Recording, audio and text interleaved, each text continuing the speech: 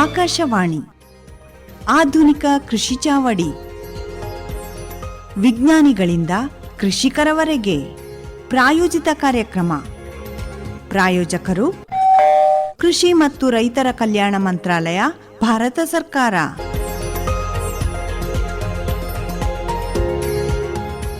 ನಮಸ್ಕಾರ ಸತ್ಯವಾನ್. ನಮಸ್ಕಾರ ನಮಸ್ಕಾರ. ಈ ಬಾರಿ ಏನ್ ಬೆಳಿತಿ? ಈ ಬಾರಿ ನಾನು ಭತ್ತದ ನೇರ ಬಿತ್ತನೆ ಮಾಡ್ತಿದ್ದೀನಿ ಸತ್ಪಾಲ್. ಈ ನೇರ ಬಿತ್ತನೆ ನಾವು ಯಾವತ್ತೂ ಮಾಡಿಲ್ಲ ಅಣ್ಣ. ಈ ಬಾರಿ ಪೂಸಾ ಇನ್ಸ್ಟಿಟ್ಯೂಟ್ ನಲ್ಲಿ ತರಬೇತಿ ಮುಗಿಸಿ ಹಿಂತಿರುಗಿದ್ರು. ಅವರು ನನಗೆ 2 ಉತ್ತಮ ಬೀಜಗಳನ್ನ ಕೊಟ್ರು. ನಮಗೆ ಈ ಮೊದಲು ತೊಂದರೆ ಕೊಡ್ತಿದ್ದ ಕಳೆಗಳು ಈಗ ಇದರಲ್ಲಿ ಕೊಡೋದಿಲ್ಲ. ಇದೇನ್ ಹೇಳುತ್ತೆ? ಬಾ ಅಣ್ಣ ಅಮಿತ, ಇದನ್ ಮಾಡಿದ್ರೆ ಬಹಳ ಕಿರಿಕಿರಿ ಆಗತ್ತೆ. ಇದ್ರಲ್ಲಿ ಅಂದ್ರೆ ಜಮೀನು ಹಣ 2 ವ್ಯರ್ಥ ಆಗ್ಬಿಡುತ್ತೆ. ಅಂತ ತೊಂದ್ರೆ ಏನು ಆಗಲ್ಲ. ಅರ್ಬಿಸೈಡ್ ಹಾಕಿದ ತಕ್ಷಣ ಅಡೆತಡೆಗಳು ಕೊನೆಗೊಳ್ಳುತ್ತವೆ, ಮತ್ತೆ ಭತ್ತಕ್ಕೆ ಏನೂ ಆಗೋದಿಲ್ಲ. ಮತ್ತೆ ಇದರ ಅನೇಕ ಪ್ರಯೋಜನಗಳು ಕೂಡ ಇದಾವೆ. ಒಂದಂದ್ರೆ 30-35% ನೀರಿನ ಉಳಿತಾಯವಾಗುತ್ತೆ. ಮತ್ತೆ ಇದರ ಜೊತೆ ಕಳೆದ ವರ್ಷ ಲೇಬರ್ ಸಮಸ್ಯೆ ಇತ್ತಲ್ಲ, ನನ್ನ ನರ್ಸರಿ 40 ದಿನಗಳಾದರೂ ಲೇಬರ್ ಸಿಗ್ಲಿಲ್ಲ. ಮತ್ತೆ ಇದರಲ್ಲಿ ನೇರ ನೀರಾವರಿಯಲ್ಲಿ ಕಾರ್ಮಿಕರ ಅಗತ್ಯವಿಲ್ಲ. ಜೊತೆಗೆ ಇದು ಗ್ಲೋಬಲ್ ವಾರ್ಮಿಂಗ್ ನಿಂದ ಕೂಡ ಪಾರ್ ಮಾಡ್ತದೆ. ನಾವು ಕುಂಬಳಕಾಯಿಯನ್ನ ನೀರಿನಲ್ಲಿ ಹಾಕೋ ಮೂಲಕ ರೂಟಾಮೀಟರ್ನ ಚಲಾಯಿಸ್ತಿದ್ದಾಗ ಅದರಿಂದ ಮೀಥೇನ್ ಅಂತಹ ಬಹಳಷ್ಟು ವಿಷಕಾರಿ ಅನಿಲಗಳು ಹೊರಬರ್ತಿದ್ವು. ಅದರಿಂದಲೂ ನಮಗೆ ಪರಿಹಾರ ಸಿಗುತ್ತೆ. ಇದರಿಂದ ಅನೇಕ ಪ್ರಯೋಜನಗಳಿವೆ. ನಿನಗೆ ಹೆಚ್ಚಿನ ಮಾಹಿತಿ ಬೇಕಾದ್ರೆ ನಡಿ ಕೃಷಿ ಚೌಪಾಲ್ಗೆ. ಅಲ್ಲಿ ಎಲ್ಲಾ ವಿಜ್ಞಾನಿಗಳು ಇರ್ತಾರೆ. ಬನ್ನಿ ಅಣ್ಣ, ಬನ್ನಿ. ಮೊದಲು ಹೆಸರು ಬೇಳೆ, ನಂತರ ಭತ್ತ. ಅವರನ್ನು ಹೇಳ್ತೀವಿ ಜಾಣ ರೈತ ಅಂತ. ನಾನು ಇರುವ ಈ ಸ್ಥಳದ ರೈತರಲ್ಲಿ ಈ ಮಾತು ಬಹಳ ಜನಪ್ರಿಯವಾಗಿದೆ. ಆದರೆ ಈ ಮಾತು ಕೇವಲ ಗಾದೆ ಮಾತಾಗಿ ಉಳಿದಿಲ್ಲ. ಅದರ ಹಿಂದೆ ಪ್ರಕೃತಿಯ ಒಂದು ವಿಜ್ಞಾನ ಅಡಗಿದೆ. ಅದೇನು ಅಂದ್ರೆ ಹೆಸರು ಕಾಳು ಒಂದು ದ್ವಿದಳ ಧಾನ್ಯ ಬೆಳೆ. ಇದು ಮಣ್ಣಿನಲ್ಲಿ ನೈಟ್ರೋಜನ್ ಅನ್ನು ಫಿಕ್ಸ್ ಮಾಡುತ್ತದೆ. ಇದು ಭತ್ತಕ್ಕೆ ಪೋಷಕಾಂಶವನ್ನ ಒದಗಿಸುತ್ತೆ. ಇದು ಪ್ರಕೃತಿ ವಿಜ್ಞಾನದ ಕುರಿತಾಯಿತು. ಆದರೆ ರೈತರು ಕಡಿಮೆ ವೆಚ್ಚದಲ್ಲಿ ಆದಾಯ ಹೆಚ್ಚಿಸುವುದು ಹೇಗೆ? ಏನಿದರ ವಿಜ್ಞಾನ ತಿಳಿಯೋಣ ಈಗ. ಆಧುನಿಕ ತಂತ್ರಜ್ಞಾನ ಕೃಷಿಯೊಂದಿಗೆ ಹೇಗೆ ರೈತರು ಜೋಡಿಕೊಂಡಿದ್ದಾರೆ. ಇಲ್ಲಿ ನೀವು ರೈತರ ಪ್ರತಿಯೊಂದು ಸಮಸ್ಯೆಗೂ ಪರಿಹಾರ ಪಡಿತೀರಿ. ನಮಸ್ಕಾರ, ನೀವು ಕೇಳ್ತಾ ಇದ್ದೀರಾ ಆಕಾಶವಾಣಿ ಕಿಸಾನ್. ಮತ್ತೊಮ್ಮೆ ಕೃಷಿ ಚೌಪಾಲ್ಗೆ ಸ್ವಾಗತ. ನಿಮ್ ಜೊತೆ ನಾನಿದ್ದೀನಿ ಭುವನ್ ಶರ್ಮಾ. ಕೃಷಿ ಚೌಪಾಲ್ನಲ್ಲಿ ಇಂದು ಮಾತಾಡೋಣ ಖಾರಿಫ್ ಬೆಳೆಗಳ ಬಗ್ಗೆ. ಆ ವಿಷಯಕ್ಕೆ ಬರೋ ಮೊದಲು ಮಾತಾಡೋಣ ಕೇಂದ್ರ ಸರ್ಕಾರದ ಅಭಿಯಾನಕ್ಕೆ ಸಂಬಂಧಿಸಿದ ಒಂದು ಪ್ರಮುಖ ಕೇಂದ್ರದ ಬಗ್ಗೆ. ಈ ದೇಶವ್ಯಾಪಿ ಅಭಿಯಾನ ರೈತರಿಗಾಗಿ ವಿಕಸಿತ ಕೃಷಿ ಸಂಕಲ್ಪ ಅಭಿಯಾನ ಅಂತ ಇದಕ್ಕೆ ಹೆಸರಿಡಲಾಗಿದೆ. ಇದರ ಉದ್ದೇಶ ಏನಂದ್ರೆ ಕೃಷಿಯ ಆಧುನಿಕ ತಂತ್ರಗಳು ರೈತರನ್ನ ತಲುಪಬೇಕು. ಅವರ ಹೊಲ ಗದ್ದೆಗಳ ತನಕ ಅವರ ಸಮಸ್ಯೆಗಳಿಗೆ ವೈಜ್ಞಾನಿಕ ಪರಿಹಾರಗಳು ತಲುಪಬೇಕು. ಮತ್ತೊಂದು ರೋಚಕ ವಿಷಯ ಅಂದ್ರೆ ನಮ್ಮ ಕಾರ್ಯಕ್ರಮ ಕೃಷಿ ಚೌಪಾಲ್ ಕೂಡ ಈ ಉದ್ದೇಶದೊಂದಿಗೆ ಮುಂದುವರಿಯುತ್ತೆ. ಮತ್ತೆ ಈಗ ನಾವು ಕೂಡ ಈ ಅಭಿಯಾನದ ಭಾಗವಾಗಿದ್ದೇವೆ. ಈ ಸಂವಾದದೊಂದಿಗೆ ಈ ಅಭಿಯಾನವನ್ನ ಪ್ರಾರಂಭಿಸೋಣ. ಮೊದಲನೇದಾಗಿ ನಮ್ಮ ಈ ಕೃಷಿ ಚೌಪಾಲ್ನಲ್ಲಿ ಭಾಗವಹಿಸುತ್ತಿರೋದು ದೇಶದ ಹೆಸರಾಂತ ಕೃಷಿ ವಿಜ್ಞಾನಿಗಳು, ದೂರದ ಊರಿಂದ ಬಂದ ನಮ್ಮ ರೈತ ಸೋದರ ಸೋದರಿಯರು. ಹಾಗಾಗಿ ಜೋರಾಗಿ ಚಪ್ಪಾಳೆ ನಿಮ್ಮೆಲ್ಲರಿಗಾಗಿ. ಈ ಕಾರ್ಯಕ್ರಮದ ಪ್ರಾರಂಭವನ್ನ ಡಾಕ್ಟರ್ CS ಶ್ರೀನಿವಾಸರಾವ್ ಅವರೊಂದಿಗೆ ಮಾಡ್ತಿದ್ದೀವಿ. ಭಾರತೀಯ ಕೃಷಿ ಸಂಶೋಧನಾ ಸಂಸ್ಥೆಯ ನಿರ್ದೇಶಕರು ಇವರು. ಸರ್, ನಿಮಗೆ ಆದರದ ಸ್ವಾಗತ. ಡಾಕ್ಟರ್ ರವೀಂದ್ರನಾಥ ಪಟಾರಿಯಾ ಸಾಹೇಬರಿದ್ದಾರೆ, ಇವರು ಜಂಟಿ ನಿರ್ದೇಶಕರು. ನಮ್ಮ ಜೊತೆ ಡಾಕ್ಟರ್ ಸಂಜಯ್ ಸಿಂಗ್ ರಾಥೋಡ್ ಇದ್ದಾರೆ. ಅಲ್ಲದೆ ಡಾಕ್ಟರ್ ಗೋಪಾಲಕೃಷ್ಣನ್ ಇದ್ದಾರೆ, ತಳಿಶಾಸ್ತ್ರದ ಅಧ್ಯಕ್ಷರು. ನಮ್ಮ ಜೊತೆ ಡಾಕ್ಟರ್ ಅನಂತ ವಸಿಷ್ಠ ಇದ್ದಾರೆ, ಇವರು ಪ್ರಿನ್ಸಿಪಾಲ್ ಸೈಂಟಿಸ್ಟ್. ಮತ್ತು ನಮ್ಮ ಜೊತೆ ಇದ್ದಾರೆ doctor PS Brahmanand, WICIARI project director. ನಿಮಗೆ ಸ್ವಾಗತ. ಪ್ರಶ್ನೋತ್ತರಗಳ ಸರಣಿಯನ್ನ ಈಗ ಮುಂದುವರಿಸೋಣ. ನಿಮಗೆಲ್ಲ ತಿಳಿದ ಹಾಗೆ ಕೃಷಿ ಚೌಪಾಲ್ನಲ್ಲಿ ರೈತರ ಸಮಸ್ಯೆಗಳಿಗೆ ಸಂಬಂಧಿಸಿದ ಹಾಗೆ ನಾವಿಲ್ಲಿ ಕುಳಿತಿರುವ ವಿಜ್ಞಾನಿಗಳಿಂದ ನೇರವಾಗಿ ಉತ್ತರಗಳನ್ನ ಪಡಿತೀವಿ. ಈ ವಿಷಯದ ಬಗ್ಗೆ ನಾವು ಸ್ವಲ್ಪ ಸಂಶೋಧನೆ ಮಾಡಿರೋದ್ರಿಂದ ನಮ್ಮ ಕೆಲವು ಪ್ರಶ್ನೆಗಳು ಇರ್ತವೆ. ಆ ಎಲ್ಲ ಪ್ರಶ್ನೆಗಳಿಗೆ ಬರೋಣ, ವಿಜ್ಞಾನಿಗಳಿಂದ ಉತ್ತರ ಪಡೆಯೋಣ. ಈಗ ಒಂದು ವರದಿ ಇದೆ, ಕೇಳೋಣ. ಭಾರತದ ಭೂಮಿ ಜೂನ್ ತಿಂಗಳ ಮೊದಲ ಮಳೆಯಿಂದ ತೇವಗೊಂಡಾಗ ಖರೀಫ್ ಬೆಳೆಗಳಾದ ಭತ್ತ, ಜೋಳ, ರಾಗಿ, ಹತ್ತಿ, ಕಬ್ಬು, ಹೆಸರುಕಾಳು ಬೆಳೆಗಳ ಪ್ರಯಾಣ ಪ್ರಾರಂಭವಾಗುತ್ತದೆ. ಈ ಬೆಳೆಗಳು ನಮ್ಮ ಆಹಾರ ತಟ್ಟೆಯನ್ನು ಅಲಂಕರಿಸುವುದಲ್ಲದೆ ದೇಶದ ಆರ್ಥಿಕತೆ ಮತ್ತು ರೈತರ ಜೀವನೋಪಾಯದ ಆಧಾರವಾಗುತ್ತವೆ. ಈ ಖಾರಿಫ್ ಸೀಸನ್ ಅನ್ನು ಹೆಚ್ಚು ವೈಜ್ಞಾನಿಕ, ಸುಸ್ಥಿರ ಮತ್ತು ಲಾಭದಾಯಕ ಆಗಿಸಲು ಭಾರತ ಸರ್ಕಾರವು ಕೃಷಿ ಸಂಕಲ್ಪ ಅಭಿಯಾನವನ್ನು ಪ್ರಾರಂಭಿಸಿತು. ಈ ವಿಶೇಷ ಅಭಿಯಾನವನ್ನು ದೇಶದಾದ್ಯಂತ ಜೂನ್ 12ರವರೆಗೆ ನಡೆಸಲಾಯಿತು. ರೈತರಿಗೆ ಖಾರಿಫ್ ಬೆಳೆಗಳ ವೈಜ್ಞಾನಿಕ ವಿಧಾನವನ್ನು ತಿಳಿಸುವುದು ಮತ್ತು ಸುಧಾರಿತ ತಂತ್ರಗಳು ಮತ್ತು ಸರ್ಕಾರಿ ಯೋಜನೆಗಳ ಬಗ್ಗೆ ತಿಳಿಸುವುದು ಇದರ ಉದ್ದೇಶವಾಗಿತ್ತು. ಪ್ರತಿಯೊಂದು ಜಿಲ್ಲೆ ಮತ್ತು ಗ್ರಾಮದಲ್ಲಿ ಕೃಷಿ ಇಲಾಖೆ, ಕೃಷಿ ವಿಜ್ಞಾನ ಮತ್ತು ದೇಶಾದ್ಯಂತದ ಪ್ರಸಿದ್ಧ ಕೃಷಿ ವಿಜ್ಞಾನಿಗಳು ಒಂದುಗೂಡಿದರು. ಉತ್ತಮ ಇಳುವರಿ, ಕಡಿಮೆ ವೆಚ್ಚ ಮತ್ತು ರೈತರನ್ನು ಸಬಲೀಕರಣಗೊಳಿಸುವ ಸಾಮಾನ್ಯ ಸಂಕಲ್ಪ ಮಾಡಿದರು. ಹೊಲದಲ್ಲಿರುವ ರೈತರ ನಡುವೆ ಬಂದು ಹಳ್ಳಿಯಲ್ಲಿ ನಿಮ್ಮೊಂದಿಗೆ ಕುಳಿತು ಈ ಮಣ್ಣು ಯಾವ ರೀತಿ ಇದೆ, ಇದರಲ್ಲಿ ತುಂಬಾ ಪೊಟ್ಯಾಶ್ ಇದೆ, ಇದರಲ್ಲಿ ತುಂಬಾ ಆರ್ಗಾನಿಕ್ ಕಾರ್ಬನ್ ಇದೆ, ಇದರಲ್ಲಿ ಇಷ್ಟು ನೈಟ್ರೋಜನ್ ಇದೆ, ಯಾವಾಗ ಬೀಜಗಳನ್ನು ಬಿತ್ತಬೇಕು ಇದನ್ನು ರೈತರಿಗೆ ತಿಳಿಸಬೇಕು. ಕೃಷಿ ಸಂಕಲ್ಪ ಅಭಿಯಾನವು ಸ್ವಾವಲಂಬಿ ಭಾರತದ ಕನಸಿನ ಆರಂಭವಾಗಿದೆ. ಇದರಲ್ಲಿ ರೈತರು ಆಹಾರ ಒದಗಿಸುವವರಷ್ಟೇ ಅಲ್ಲ, ಹವಾಮಾನ ಅಷ್ಟೇ ಅಲ್ಲ, ಮಾರುಕಟ್ಟೆ ಕುರಿತು ತಮ್ಮದೇ ಆದ ನಿರ್ಧಾರವನ್ನು ತೆಗೆದುಕೊಳ್ಳುವ ಸಾಮರ್ಥ್ಯ ಹೊಂದಬೇಕು. ಭಾರತ ಸರ್ಕಾರದ ಈ ಉಪಕ್ರಮವು ಸಮೃದ್ಧ, ಸ್ವಾವಲಂಬಿ ಮತ್ತು ಆಧುನಿಕ ಭಾರತದ ಕೃಷಿಯನ್ನು ಸೂಚಿಸುತ್ತದೆ. ಖಾರಿಫ್ ಬೆಳೆಗಳ ಈ ಪಯಣವು ಈಗ ವೈಜ್ಞಾನಿಕ ಚಿಂತನೆ, ಡಿಜಿಟಲ್ ಪರಿಕರಗಳು ಮತ್ತು ಸುಸ್ಥಿರ ಕೃಷಿಯ ಹೊಸ ಹಾದಿಯಲ್ಲಿದೆ. ಮೇ 29ರಿಂದ ಜೂನ್ 12ರವರೆಗೆ 700ಕ್ಕೂ ಹೆಚ್ಚು ಜಿಲ್ಲೆಗಳು ಈ ಅಭಿಯಾನದ ವ್ಯಾಪ್ತಿಗೆ ಬಂದಿವೆ ಮತ್ತು ವಿಜ್ಞಾನಿಗಳು ರೈತರನ್ನು ತಲುಪಿ ಅವರ ಸಮಸ್ಯೆಗಳಿಗೆ ವೈಜ್ಞಾನಿಕ ಪರಿಹಾರಗಳನ್ನು ಒದಗಿಸಿದ್ದಾರೆ. ಈ ಅಭಿಯಾನದ ಯಶಸ್ಸಿನ ಬಗ್ಗೆಯೂ ನಾವೀಗ ಚರ್ಚಿಸೋಣ. ಕೃಷಿಯನ್ನು ಸ್ಮಾರ್ಟ್ ಮಾಡುವುದು ಹೇಗೆ, ವೆಚ್ಚ ಕಡಿಮೆ ಮಾಡುವುದು ಮತ್ತು ಆದಾಯ ಹೆಚ್ಚಿಸುವುದು ಹೇಗೆ ಎಂಬುದರ ಕುರಿತು ಚರ್ಚೆ ನಡೆಯಲಿದೆ. ಈಗ ಡಾಕ್ಟರ್ ಶ್ರೀನಿವಾಸ್ ಅವರಿಂದಲೇ ಆರಂಭಿಸೋಣ. ಸರ್, ಮೊದಲ ಪ್ರಶ್ನೆ ಅಂದರೆ ಈ ಅಭಿಯಾನದ ಯಶಸ್ಸಿನ ಬಗ್ಗೆ. ಕೇಂದ್ರ ಸರ್ಕಾರ ರೈತರಿಗಾಗಿ ಸಮರ್ಪಿತ ರಾಷ್ಟ್ರವ್ಯಾಪಿ ಅಭಿಯಾನವನ್ನ ಪ್ರಾರಂಭಿಸಿದೆ. ನೀವದನ್ನ ಎಷ್ಟು ಯಶಸ್ವಿಯಾಗಿದೆ ಅಂತ ಹೇಳ್ತೀರಿ? ಮತ್ತು ಈ ಅಭಿಯಾನದ ಸಮಯದಲ್ಲಿ ಉಲ್ಲೇಖಿಸಲಾದ ತಂತ್ರಗಳು, ನಾವು ಈಗಾಗಲೇ ಖರೀಫ್ ಬೆಳೆ ಬಗ್ಗೆ ಮಾತಾಡಿದ್ದೀವಿ. ಇವತ್ತು ನಾವು ಅದೇ ವಿಷಯದ ಬಗ್ಗೆ ಕೃಷಿ ಚೌಪಾಲನ್ನು ನಡೆಸ್ತಿದ್ದೀವಿ. ಈ ಟೆಕ್ನಿಕ್ ಎಷ್ಟು ಪ್ರಯೋಜನಕಾರಿ? ನಾವು ಕನಿಷ್ಠ 1.5 ಕೋಟಿ ರೈತರ ಜೊತೆ ಈ ಸಂಪರ್ಕ ಯೋಜನೆಯಲ್ಲಿ ನಾವು 100 ರೈತರನ್ನ ಸೇರಿಸಿದ್ದೇವೆ. ಇದರೊಂದಿಗೆ 700 ಜಿಲ್ಲೆಗಳಲ್ಲಿ ಯೋಜನೆ ಹೇಗೆ ಮಾಡಿದ್ದೀವಿ ಅಂದರೆ, ಹೊಸ ಬೀಜಗಳನ್ನು ಹೇಗೆ ಬಳಸಬೇಕು ಎಂಬುದರ ಕುರಿತು ನಾವು ಚರ್ಚಿಸಿದ್ದೇವೆ.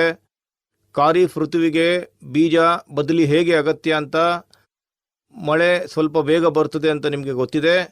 ಅದರ ಪ್ರಕಾರ ನಾವು ಬೀಜ ತಂತ್ರಜ್ಞಾನವನ್ನು ಹೇಗೆ ಮಾಡಬೇಕು ಅಂತ ಹೇಳಿದ್ದೀವಿ. ಮತ್ತು ಇದರೊಂದಿಗೆ ಇಡೀ ದೇಶದಲ್ಲಿ ಹವಾಮಾನ ಬದಲಾವಣೆಯ ಸವಾಲುಗಳನ್ನು ನಾವು ಹೇಗೆ ಮುಂದಕ್ಕೆ ಸಾಗಬೇಕು ಎಂಬುದರ ಕುರಿತು ಚರ್ಚಿಸಿದ್ದೇವೆ. ಭಾರತದಲ್ಲಿ ನಾವು ಆಗಾಗ್ಗೆ ಅಗತ್ಯಕ್ಕಿಂತ ಹೆಚ್ಚಿನ ರಸಗೊಬ್ಬರಗಳನ್ನು ಹಾಕ್ತೀವಿ. ಹೆಚ್ಚು ಹಾಕುವ ಬದಲು ಸಾಯಿಲ್ ಹೆಲ್ತ್ ಕಾರ್ಡ್ ಆಧಾರದ ಮೇಲೆ ಪರೀಕ್ಷೆ ಮಾಡಿ ಎಲ್ಲಿಗೆ ಗೊಬ್ಬರ ಹಾಕಬೇಕು ಅಂತ ನಾವು ಅದರ ಬಗ್ಗೆಯೂ ಸಹ ಚರ್ಚಿಸಿದ್ದೇವೆ.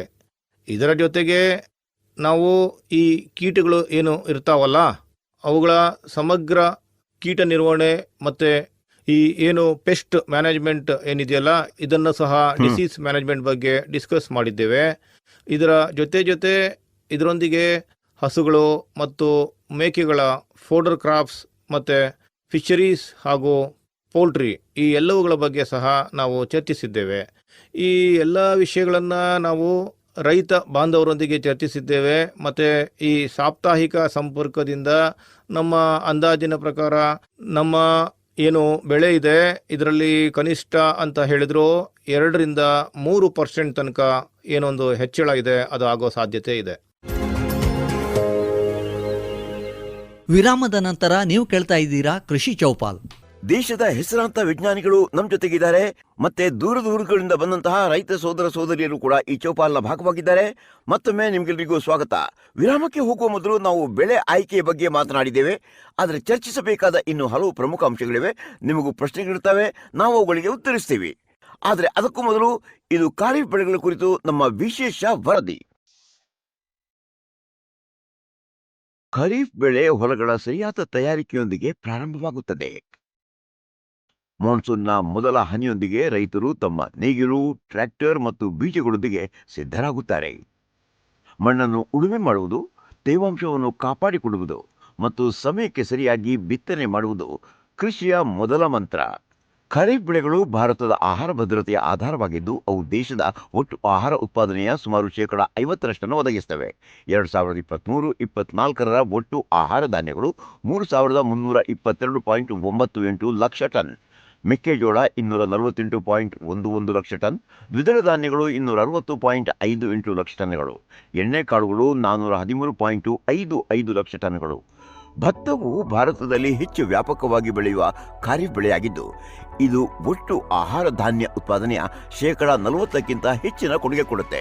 ಇದು ಪಶ್ಚಿಮ ಬಂಗಾಳ, ಉತ್ತರ ಪ್ರದೇಶ ಮತ್ತು ಹರಿಯಾಣದಂತಹ ರಾಜ್ಯಗಳಲ್ಲಿ ಪ್ರಮುಖವಾಗಿವೆ. ಖಾರಿಫ್ ಬೆಳೆಗಳ ಅತಿ ದೊಡ್ಡ ಶತ್ರುಗಳು ಕೀಟಗಳು ಮತ್ತು ರೋಗಗಳು. ಕಳೆದ ಕೆಲವು ವರ್ಷಗಳಲ್ಲಿ ಕೃಷಿಯಲ್ಲಿ ಪಿಂಕ್ ಬಾಲ್ವರ್ಮ್ ಮತ್ತು ಬಿಳಿ ನೊಣಗಳು ಬಹಳಷ್ಟು ಹಾನಿಯನ್ನುಂಟು ಮಾಡಿವೆ. ಭತ್ತದಲ್ಲಿ ಬ್ಲಾಸ್ಟ್ ರೋಗ ಮತ್ತು ಮೆಕ್ಕೆಜೋಳದಲ್ಲಿ ಕಾಂಡ ಕೊರೆಯುವ ಹುಳು ಕೂಡ ಸಾಮಾನ್ಯ ಸಮಸ್ಯೆಗಳಾಗಿವೆ. ಆದರೆ ಭಯಪಡಬೇಡಿ, ಸರಿಯಾದ ವಿಧಾನಗಳಿಂದ ಇವುಗಳನ್ನು ತಡೆಗಟ್ಟಬಹುದು. ಖಾರಿಫ್ ಬೆಳೆಗಳ ಉತ್ಪಾದನೆಯ ದಾಖಲೆಯನ್ನು ನಾವು ನೋಡಿದರೆ ಕಳೆದ ಕೆಲವು ವರ್ಷಗಳಿಂದ ಖಾರಿಫ್ ಬೆಳೆಗಳ ಉತ್ಪಾದನೆಯು ನಿರಂತರವಾಗಿ ಹೆಚ್ಚಾಗಿದೆ. ಇದು ಉತ್ತಮ ಮಾನ್ಸೂನ್, ಉತ್ತಮ ಬೀಜಗಳು ಮತ್ತು ಸರ್ಕಾರಿ ಯೋಜನೆಗಳ ಪರಿಣಾಮವಾಗಿದೆ.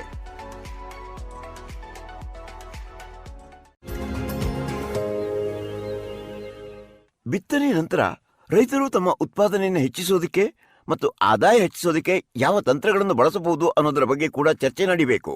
ಇದರ ಬಗ್ಗೆ ಮಣ್ಣಿಗೆ ಸಂಬಂಧಿಸಿದ ಒಂದು ಪ್ರಶ್ನೆ ಬರಲಿದೆ, ಆ ಬಗ್ಗೆ ಚರ್ಚಿಸೋಣ.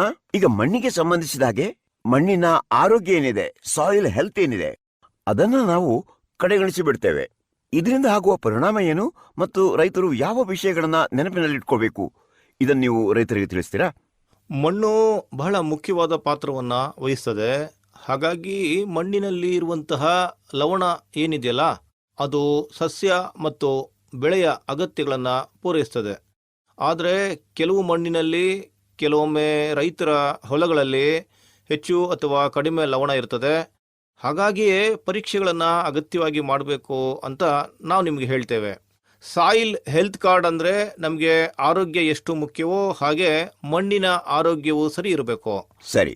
ಅದರ ಸತ್ವಕ್ಕೆ ಅನುಗುಣವಾಗಿ ಗೊಬ್ಬರಗಳನ್ನು ಹಾಕಬೇಕು. ಆದರೆ ಸಾಮಾನ್ಯವಾಗಿ ಹೀಗೆ ಆಗ್ತದೆ, ಪರೀಕ್ಷೆ ಮಾಡದೆ ನಾವು ಬಹಳಷ್ಟು ನೈಟ್ರೋಜನ್ನ, ಯೂರಿಯಾ ಮತ್ತೆ ಅದರೊಂದಿಗೆ ನಾವು ಅಗತ್ಯ ಇರೋ ಫಾಸ್ಫರಸ್ ಕೂಡ ಹಾಕಿಬಿಡ್ತೇವೆ. ಈ ಮಣ್ಣಿನಲ್ಲಿ ಈ ಪೊಟ್ಯಾಷಿಯಂ ಬಹುತೇಕ ಸಮಾನವಾಗಿರ್ತದೆ.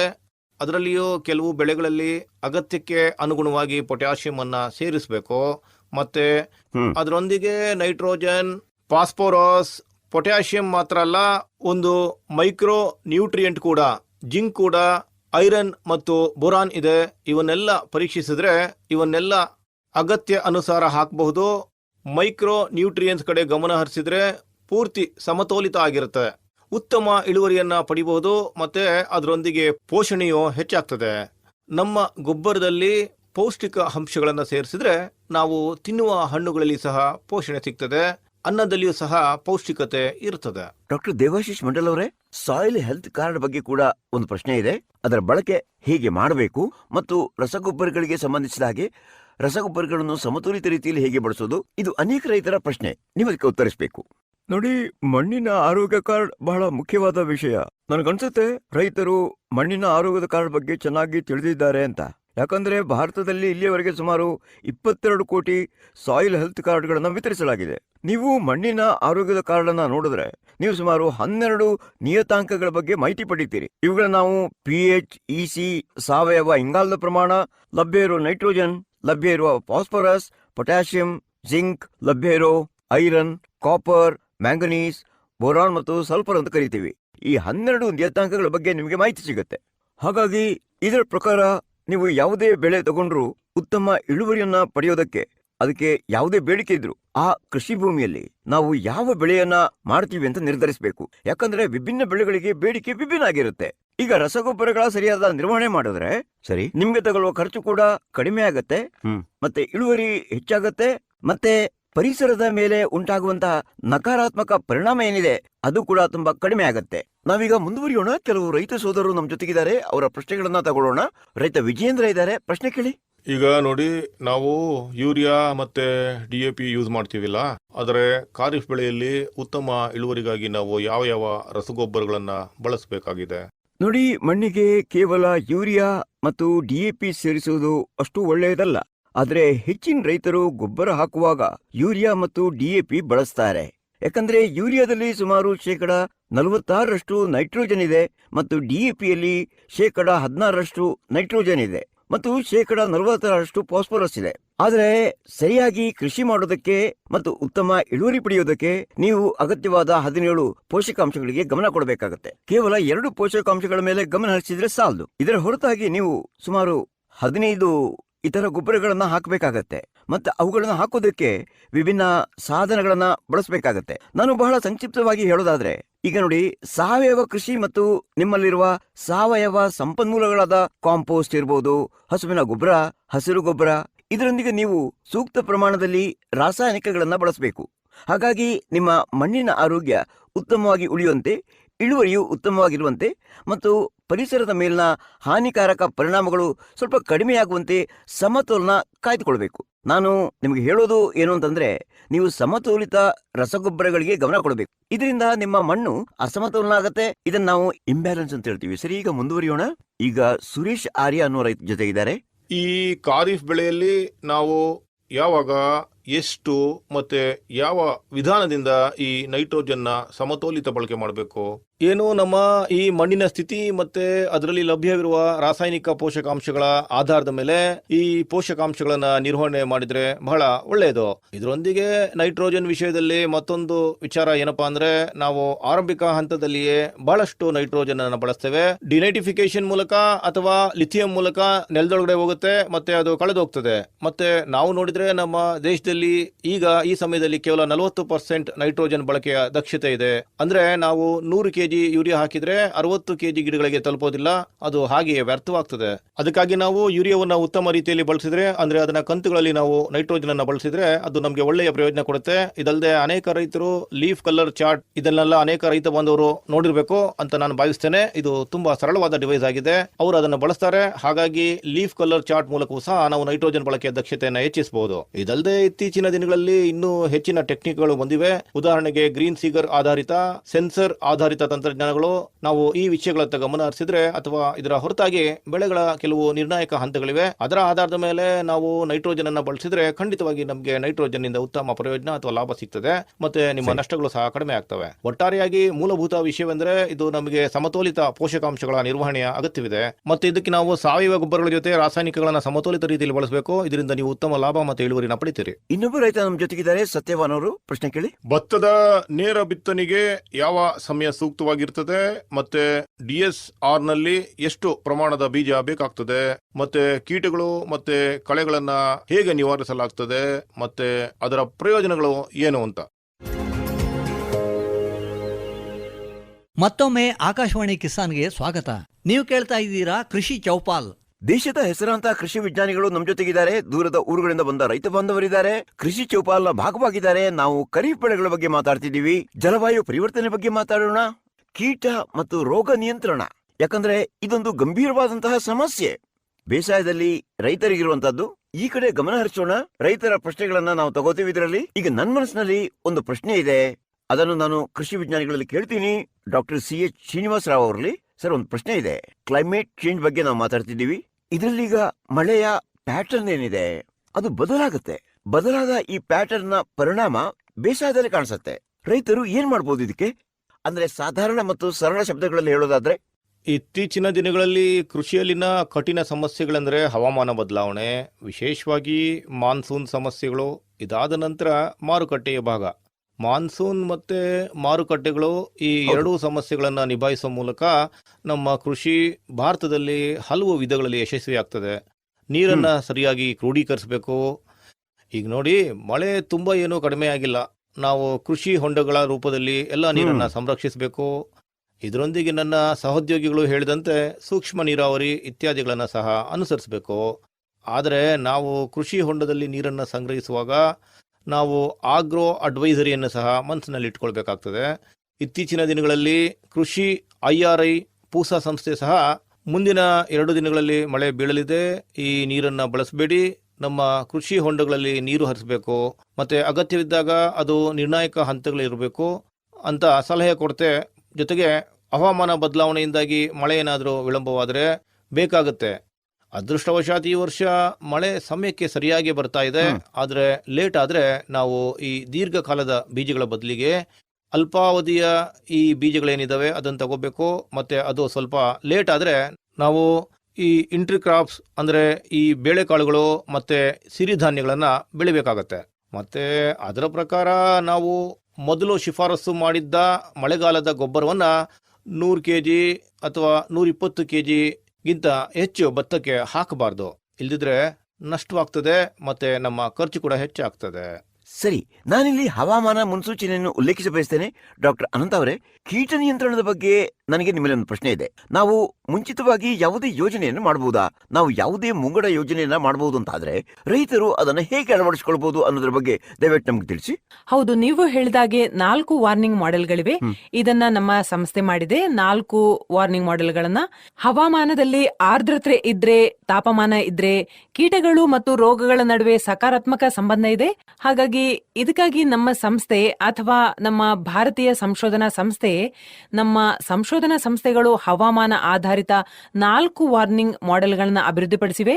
ಕೆಲವೊಮ್ಮೆ ಬಿಸಿಲಿರುತ್ತೆ ಮತ್ತು ನೀವು ಸಂಜೆ ಮಳೆ ಆಗೋದನ್ನ ನೋಡ್ತೀರಿ.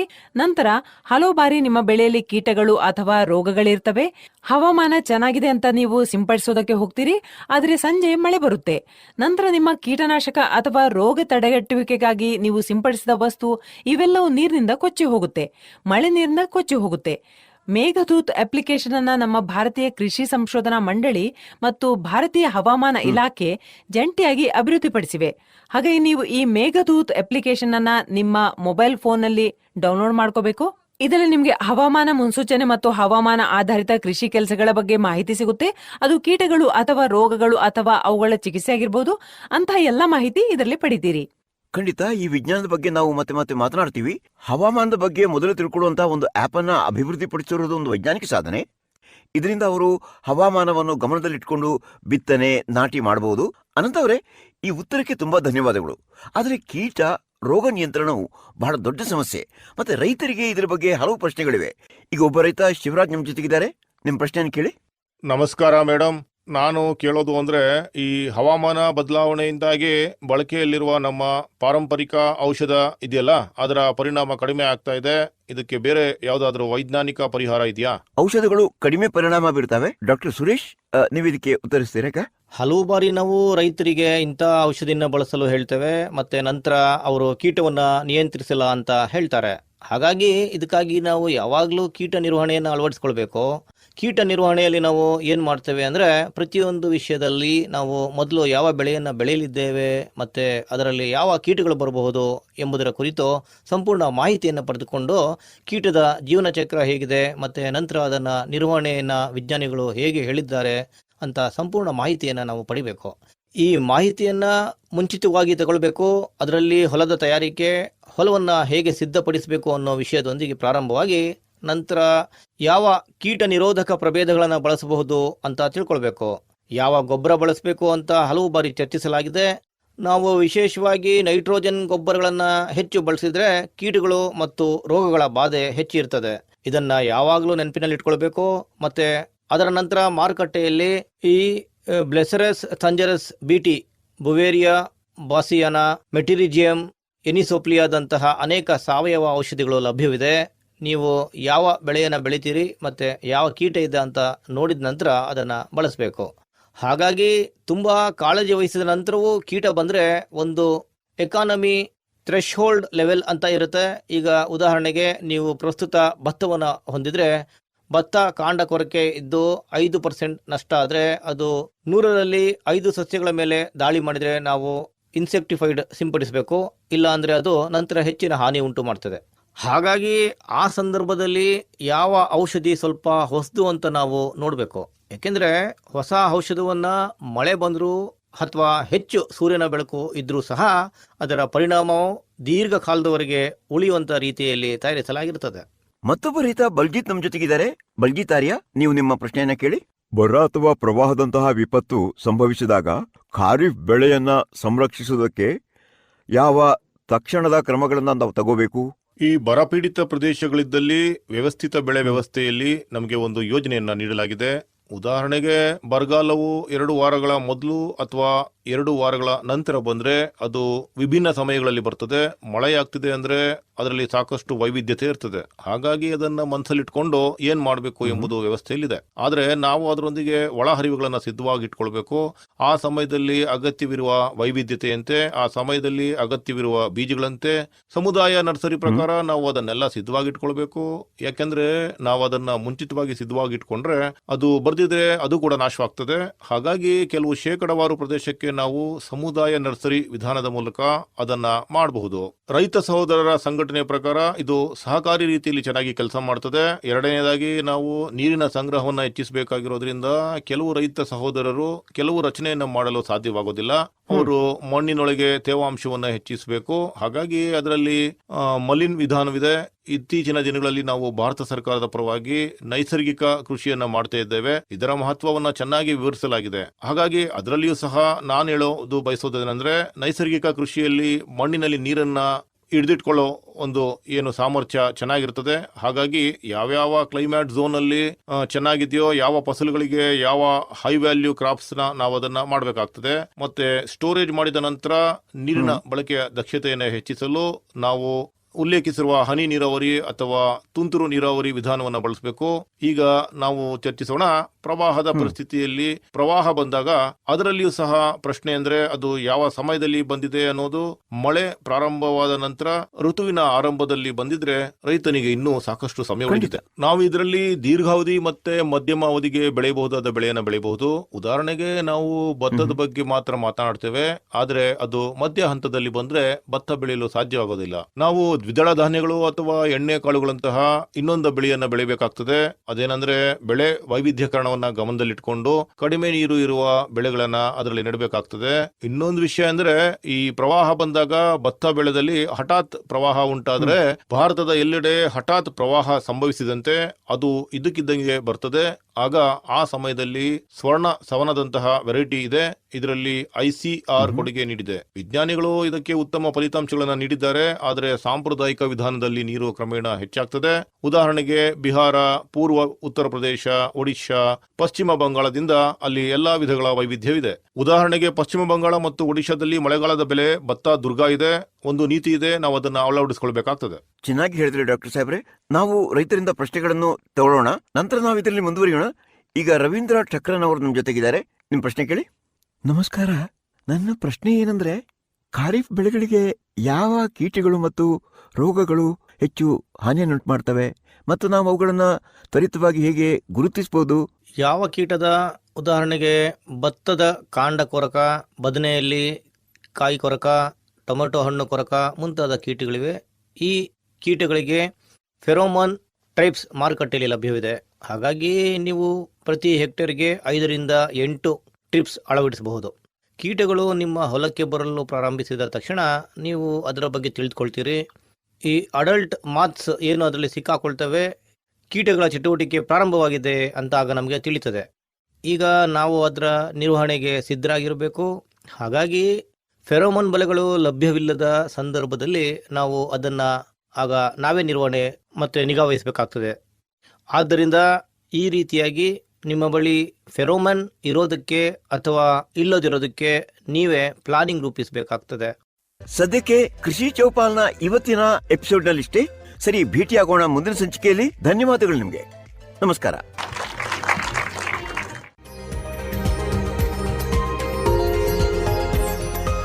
ಇದುವರೆಗೆ ಆಧುನಿಕ ಕೃಷಿ ಚಾವಡಿ, ವಿಜ್ಞಾನಿಗಳಿಂದ ಕೃಷಿಕರವರೆಗೆ ಪ್ರಾಯೋಜಿತ ಕಾರ್ಯಕ್ರಮ ಕೇಳಿದಿರಿ. ಪ್ರಾಯೋಜಕರು ಕೃಷಿ ಮತ್ತು ರೈತರ ಕಲ್ಯಾಣ ಮಂತ್ರಾಲಯ, ಭಾರತ ಸರ್ಕಾರ.